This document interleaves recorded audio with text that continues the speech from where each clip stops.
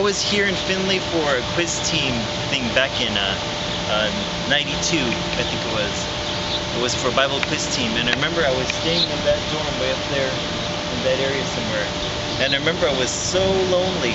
I felt really lonely, and I prayed to God, and I was just telling God about how lonely I was. And then in the background, that song by Michael Jackson came on, You Are Not Alone, I Am Here With You, and it felt like God was talking to me through that song. Interesting, I just thought of that because today is the day that Michael Jackson passed away, and I think God used that song to minister to me when I was homesick and staying in those dorms up there. So, it's official, it's on the news now that Michael Jackson, the king of pop, passed away yesterday. Good singer.